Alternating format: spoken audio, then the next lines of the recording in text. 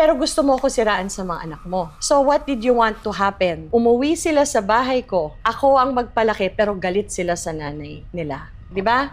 But I've always been honest with my children. I never lie to my children. So alam nila ang buhay ko. So my kids will always get so irritated na, okay, we're big already. Okay, so what? What did she do that we don't know? Hindi ba? And then is forgetting that they grew up in a household na parati kami nag-aaway. You know, bago naman iniwan si Dennis, mga 14 years na ako nagtitiis. Diba? They grew up, they know kung ano yung naging sistema ng aming pamumuhay as a married couple. Na-witness ng mga bata? Na-witness.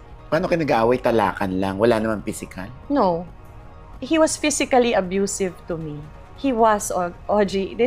I have been quiet for 18 years. Dennis, you were physically abusive. He has a very bad temper. And I'm sure maraming makakaalam nito. Kung gaano siya nakakatawa sa mga tao, yun ang opposite niya, OG. Konting walang bagay na away, manununtok na yan, mananampal na yan. My kids saw that. And the biggest physical abuse that he did to me was when Julia was a few days old. Kakapanganak ko pa lang sa kanya. Galit siya sa akin. Parang I complained about something. Naglalakad akong, I don't know why I'm telling you this.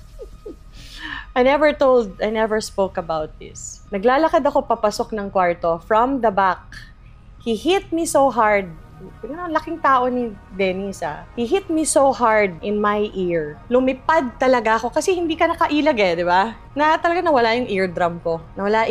Julia was days old, okay? Like baby. Up to this day, I suffer that, OG. Wala akong eardrum It had to be years after. Ah, totoo ba? Yeah, na-surgery yun. Kasi sa sobrang impact niya I had to go through a surgery that they had to recreate an eardrum. Which they had to get a portion of my skull to make it a ganyan, to make it an eardrum. And to this day, my kids, when they remember that, only because nawala na naman yung graft yun parang gininaft yun In one infection of the ear, because I'm prone to that, nawala na naman yung eardrum, so wala. So every time I have colds, dito lalabas. Every time, I suffer it So every time my kids see that, they are reminded of what the father is. Dennis has a very explosive temper. I'm saying this now